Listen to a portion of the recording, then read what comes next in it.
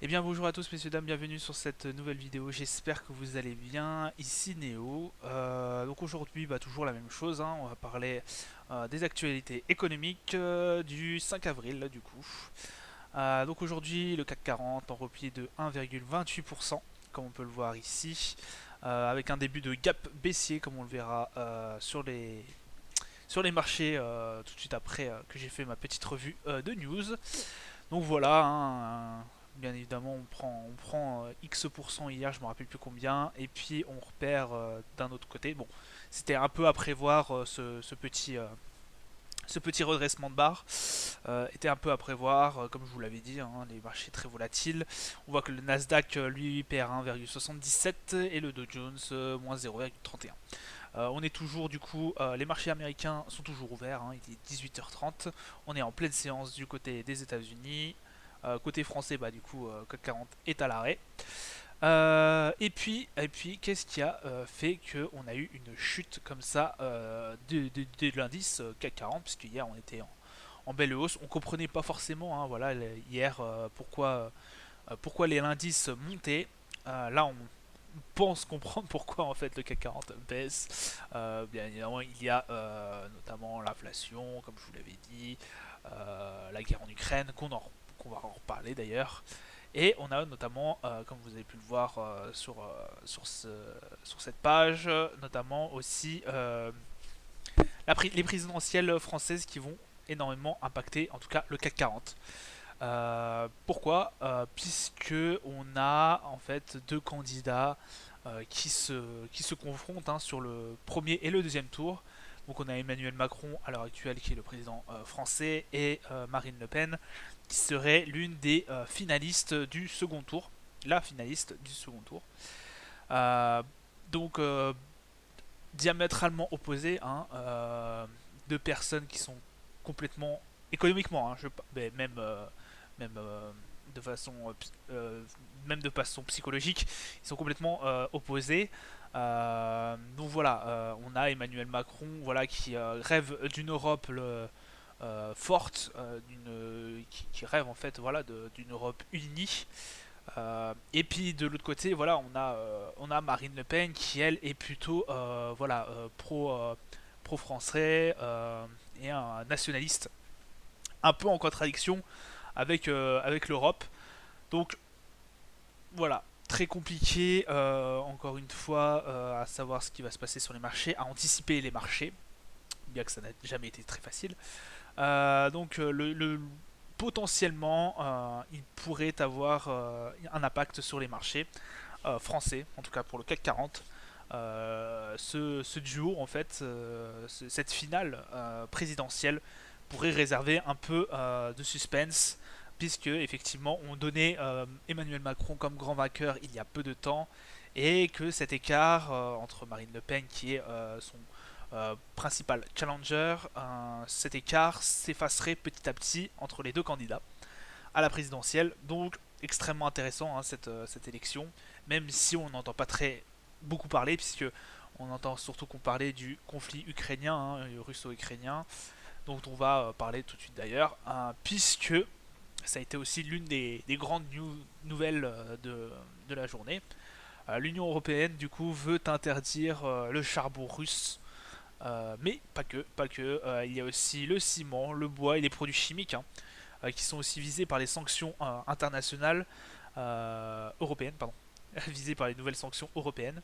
Alors pourquoi en fait, je vous l'avais expliqué dans la vidéo dernière, c'est que par rapport notamment au, au triste massacre de Bochka, voilà, dont la Russie est accusée de crimes de guerre, notamment pour avoir assassiné des civils.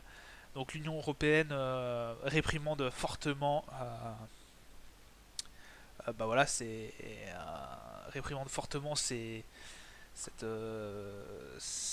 crime de guerre, hein, cette atrocité. Donc voilà, des réponses unanimes pratiquement faites de l'Union européenne face à la Russie économique. Voilà, on va retaper un peu dans le porte-monnaie des Russes encore. On avait aussi entendu parler de mettre vraiment toutes les banques toutes les banques russes interdites bancaires par notamment Swift, le projet Swift. Ça n'a pas été, apparemment, ce n'est pas forcément fait. Ça n'a pas forcément abouti. Il y avait aussi la question du pétrole, mais nous savons que notamment l'Allemagne est très très très dépendante des Russes au niveau pétrole. Donc voilà pourquoi il y a eu un peu de réticence à toucher au pétrole russe notamment. Voilà, comme vous avez pu le voir, hein, comme ça s'affiche, il y a 35 diplomates russes, j'ai entendu parler ça ce matin, qui vont être expulsés de la France. Ils ne sont pas les seuls, je crois que l'Italie aussi en a expulsé quelques-uns. Donc ça commence un peu à bouillir là, cette histoire de crimes de guerre. On a eu beaucoup de personnes qui se sont manifestées et m'ont manifesté le soutien au peuple ukrainien dans ce massacre. Bien évidemment, la Russie réfute tout crime de guerre. On a notamment, là, il y a moins d'une heure, le président Volodymyr Zelensky qui a demandé à l'OTAN de retirer le droit de veto de la Russie. Voilà, c'est un peu plus chaud. Là, ça commence à devenir un peu chaud. On a notamment, du coup, la Russie qui masse ses troupes dans les régions du Donbass pour complètement envahir la région du Donbass et la récupérer et la mettre sous sa coupe. Alors Joe Biden qui veut un procès pour crime de guerre, pour la région du Butcha, hein, ce qu'on a parlé juste avant. Pourquoi je reviens sur cette news?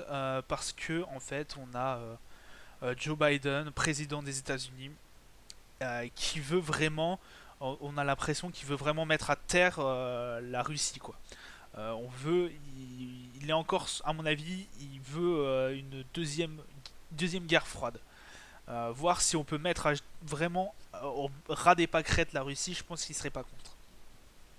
Donc on a vraiment deux gros blocs, hein, la Russie et les États-Unis là qui vont s'affronter, et même l'Europe, hein, l'Europe qui nous-mêmes sommes alliés des États-Unis. Voilà, on est vraiment dans deux gros blocs qui sont en train de s'affronter. Est-ce que ça serait pas un tournant? Je ne sais pas, puisqu'il faut bien se remémorer que quand même la Russie a comme allié la Biélorussie et la Tchétchénie, mais aussi un grand allié économique qu'il ne faut surtout pas oublier, c'est la Chine. La Chine qui est la deuxième plus grosse puissance mondiale à l'heure actuelle, voire qui est en train de rattraper fortement les États-Unis. Donc est-ce qu'on n'aurait pas un turnover des puissances économiques qui vont se faire d'ici peu de temps, lors de la guerre d'Ukraine? On ne sait pas encore. Donc voilà, très compliqué. Je voulais juste revenir voilà, là-dessus sur Joe Biden. On va partir tout de suite sur les marchés financiers. Donc, alors, le CAC 40, comme je vous l'ai dit, voilà, on délit ce que ça donne. On est dans le rouge, on a perdu donc 1,28%. 1, alors attendez que je vous redise. Voilà, 1,28%. Donc on est sur la barre des 6624 points. Voilà, on reste mitigé. On va rester encore mitigé. On ne sait pas trop comment ça va se passer les présidentielles. Est-ce que le marché va anticiper le deuxième tour? Il ne faut pas oublier l'inflation, la guerre en Ukraine. Voilà, ça reste des marchés très compliqués. Euh, Qu'est-ce que je vois demain? Alors là, on a deux solutions. Soit on va essayer de chercher la barre des 6500 points.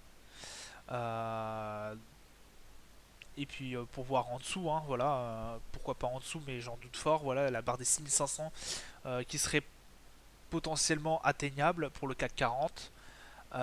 Sachant que voilà, toutes les conditions sont réunies pour qu'il y ait un marché baissier. Après, on a vu voilà une tendance qui est en D1 en tout cas qui a changé. Voilà, elle est principalement maintenant haussière. Est-ce qu'on continuerait pas sur là c'était juste un retracement et qu'on continuerait pas jusqu'à la barre des revenir sur la barre des 6700 points, 6800 points? Euh, c'est possible aussi, c'est envisageable. Euh, pour l'instant, moi, ce qui me fait dire, ce serait plutôt une baisse. Après, voilà, avec les éléments que j'ai à l'heure actuelle, je peux me tromper. Donc oui, pour moi, ça serait plutôt une baisse sur cet indice-là, en tout cas. Et sur la plupart des indices d'ailleurs aussi, je pense. Pour le Brent, alors le Brent, en tout cas, il est à 109,54$. Le Brent, comme on a vu, qui baisse un peu. Alors je pense que c'est surtout pour les nouvelles. Il était haussier hier, puisqu'effectivement on avait parlé de toucher au pétrole russe. Donc pour ça qu'il y avait notamment une petite augmentation du pétrole. Là on voit qu'il baisse un tout petit peu. Pour moi, le pétrole va rester haussier pendant un moment. En tout cas, tant que la crise ukrainienne ne sera pas résolue, il sera haussier. Le gold qui faiblit un peu, puisque effectivement la guerre se tasse. Alors il faut bien savoir qu'aussi une guerre en temps normal, ça dure généralement à peu près 6 mois. Selon les statistiques, on dure rarement plus de 6 mois. Euh, Ça peut mettre des années après à se résoudre, hein, ce conflit, hein. Je le dis pas, mais beaucoup de guerres se résoudent entre 6 mois et un an. D'après ce que j'ai entendu. Je mets mon droit de, vous avez le droit de m'engueuler dans les commentaires si je dis faux. Donc voilà, donc le gold qui fait pas grand chose, voilà, qui est revenu dans sa zone de range, qui est baissier pour le moment. Dow Jones qui part aussi à la baisse, mais alors lui c'est une plus petite baisse, hein.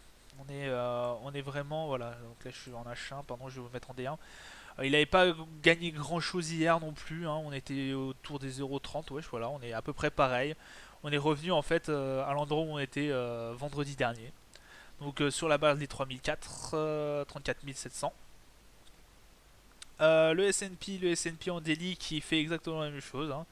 Voilà, les indices américains qui sont assez neutres, on va dire, parce qu'à un moment ils vont gagner 3% et puis là ils vont en perdre 3. Enfin là le S&P ne gagne pas 3%, mais enfin il reste à la même position qu'on l'a laissé, voilà, vendredi. À peu près. Le Nasdaq qui perd lui par contre beaucoup, hein, bah, la même chose que ce qu'il a gagné hier. Donc voilà, ça reste assez neutre, on sait pas trop où aller. C'est compliqué. Euh, on reste quand même sur une tendance globalement haussière, hein, comme on peut le voir, hein, sur à peu près tous les indices. Mais voilà, prenez en compte les nouvelles qui a été faites. Un peu moins sur le CAC, hein, quand même, on voit un tassement au bout d'un moment. Mais ça reste globalement un peu haussier. Mais faites très attention, puisque effectivement avec toutes les nouvelles que je viens de vous donner, et notamment l'inflation qu'il faut en prendre en compte, et le redressement des taux, voilà. Méfiez-vous si vous tradez à long terme, même à court terme, ça peut être, vous pourriez vous prendre des sales revers. Voilà pour le Bitcoin. Alors le Bitcoin qui est à 4007, alors 45 700, pas si mal que ça. Pas si mal que ça, mine de rien. Il maintient la barre des 45 000. Bon, à voir ce qu'il va donner plus tard, mais franchement, impressionnant. Enfin, je disais qu'il faisait pas grand chose. C'est vrai, mais on est au-dessus de la barre des 40 000 quand même. 42, 45 000 et quelques. Bon, à voir ce qu'il va donner aussi en tant que dans l'inflation, si ça sera une monnaie intéressante à trader en temps d'inflation, mais j'en doute fort. Enfin, je peux me tromper. Je peux me tromper sur le Bitcoin, sur les crypto-monnaies, c'est pas trop mon domaine. Bon, bah, j'espère que cette revue vous aura plu. Je vous dis à plus tard. Ciao, ciao.